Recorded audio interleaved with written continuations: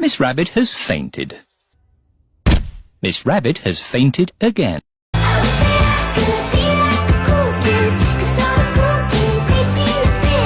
I got murder on my mind. Yellow tape around his body. It's a fucking homicide. I left you alone for 5 minutes and you spent $873? You left me alone in a Costco. I wouldn't marry me either. Pathological people pleaser. But only wanted you to see her. And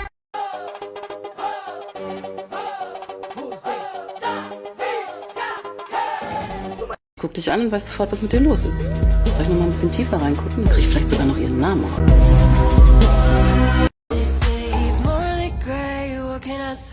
Gray's my favorite color.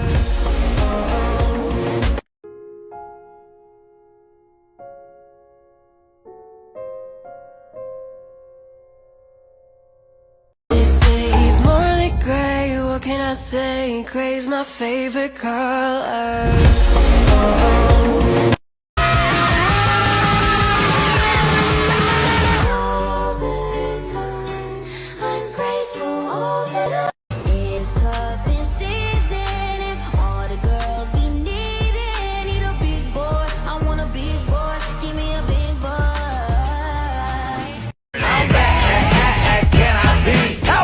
Could I possibly be? Let's see. All the customers are fighting. sometimes I wake up by the door. That heart you got must be waiting for you.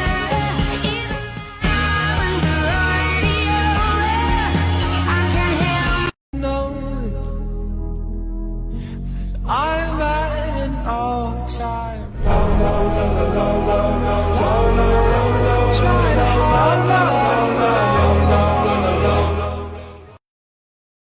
Whoever recommended this book to me. Whoever recommended this book to me. I wish you well. I wish your next 5 reads are all 5 stars. I love you. There was before you, and there was during you. For some reason, I never thought there would be an after you. But there it was, and I was in it. Freunde, das Gewinnspiel geht in die zweite Runde. Wie schon angekündigt, auch diese Woche habt ihr die Chance, einen Gutschein vom Meilershop zu gewinnen. Um teilzunehmen, einmal dem Meilershop und mir zu folgen, 2 Friends zu markieren und das Video zu liken. Ich drücke euch allen ganz fest die Daumen und viel Erfolg. Let's meet the BookToker. Tell us where you live. What is your favorite way to read? Give us 3 fun facts about yourself, your favorite genre, and the best thing about being on BookTok. All right, y'all, it is that time. It is the end of October, so it is time for October reads. I ended up finishing 7 books this month and had some great ones and had some ones that were fine.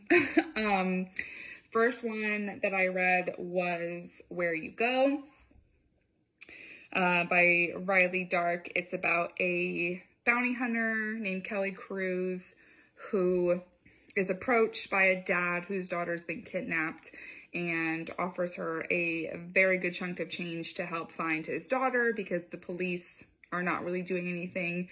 And as she's kind of tracking, she realizes that this may actually be a serial killer, and it's bringing up a lot of vibes from her past because her sister was kidnapped.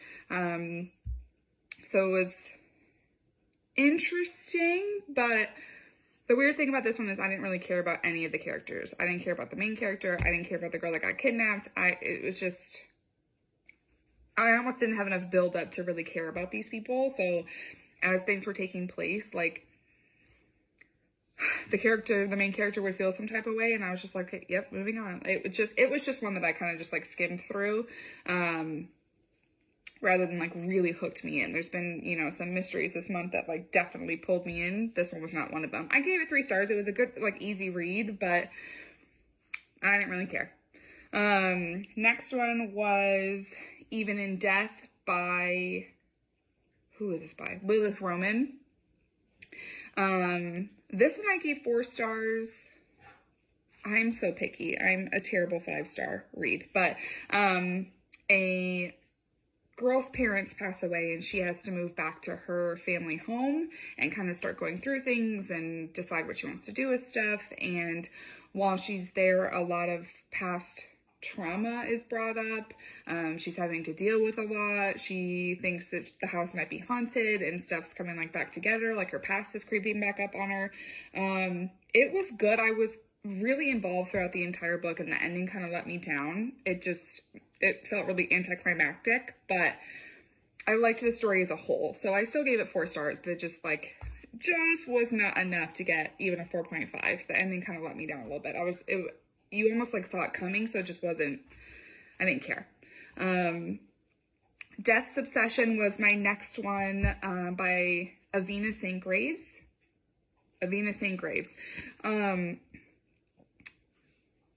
This one, again, like, I was really involved throughout the whole story, and the ending, I was just like, what the hell? Like, I wasn't for the ending, but a girl and her sister were in a really traumatic accident, let's say like a few years prior, and death didn't take her, and she's now seeing him everywhere. He's like hyper involved in her life, and she's trying to figure out why, and like, what does it mean, and what does life mean? And it was a little spicy.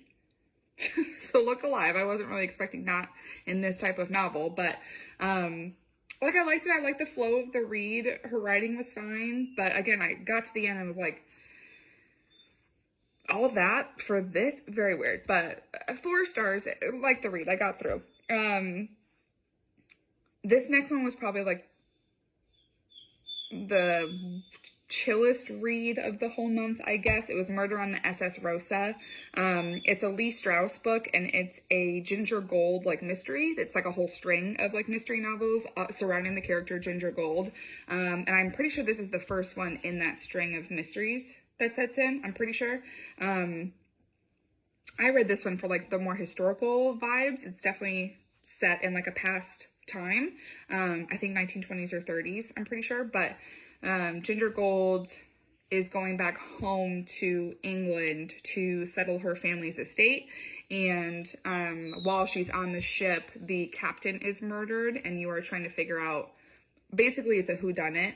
It was good, but again, like, I wasn't like super attached to any of the characters, so I kind of just like read through it. Like, I wasn't hyper involved in the story. I gave it a 3.5 out of 5, but it definitely, like, I liked it enough that I am going to read the next one. Like, something happens when she gets home, and now it's another whodunit. So I am going to read the next one. It's probably just going to be somewhere on my November reads. I have a lot of books to get through in November, but it's going to be somewhere on there. I liked it enough to kind of keep going. But 3 more. These 2 books are gonna have to get their own post, because I cannot believe that more people are not talking about this. One Dark Window and 2 Twisted Crowns. I have no idea why this is not such like a crazy hyped duology. I loved these books. Both of them got 5 stars.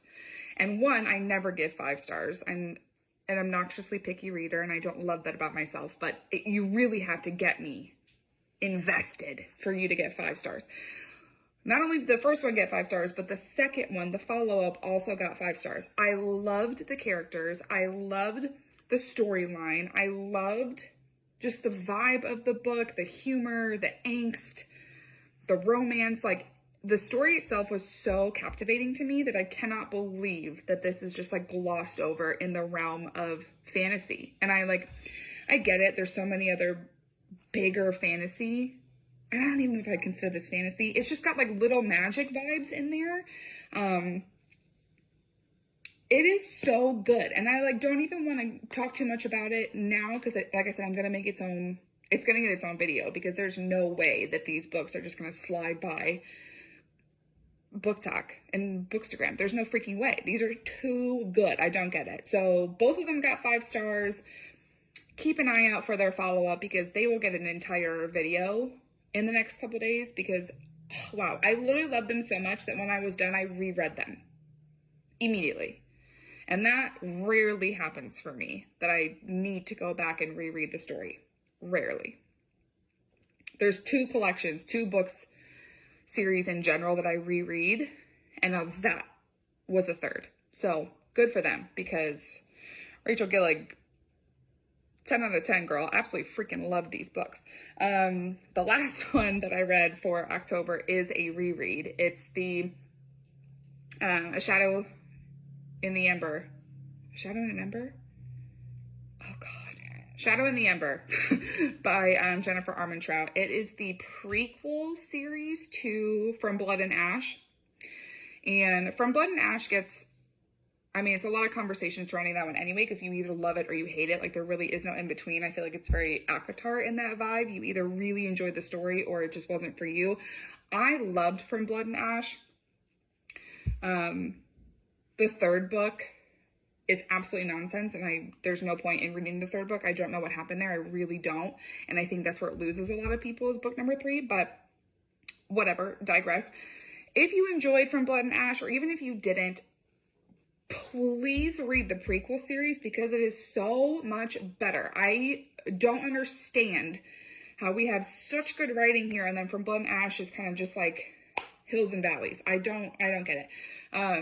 But I'm rereading this series because the 3rd book in the prequel series is coming out tomorrow on Halloween. So I had to get everything wrapped up. I still have to read A Light in the Flame, which is the 2nd one. And I've read that in the past.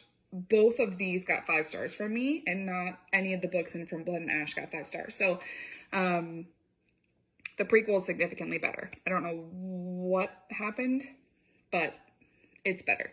So that was my 7th book, is rereading that one. And then I will reread A Light in the Flame, and then read the 3rd one when that comes out on Halloween. So still have a bit to go, but those are my 7.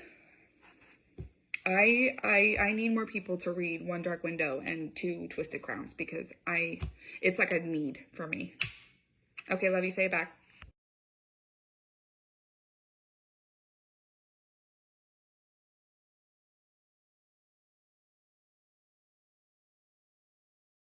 People ask what my hobby is. I don't really know how to tell them that it's just like books.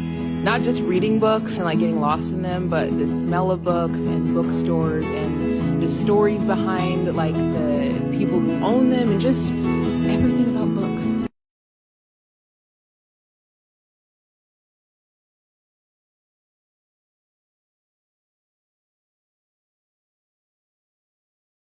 If there's one piece of book advice I could give you for 2024, it is to start a book journal. Now, these are a fun, creative way to track the books that you're reading. You can either do this physically through a book like this, where you're printing out book covers onto sticker paper, or if you prefer something digital, all of these formats are available on my Fiverr, where I can even customize them.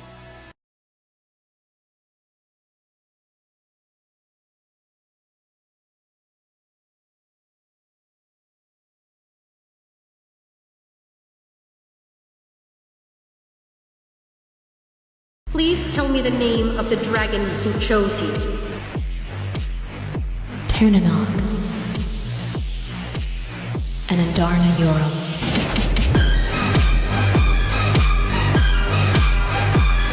Both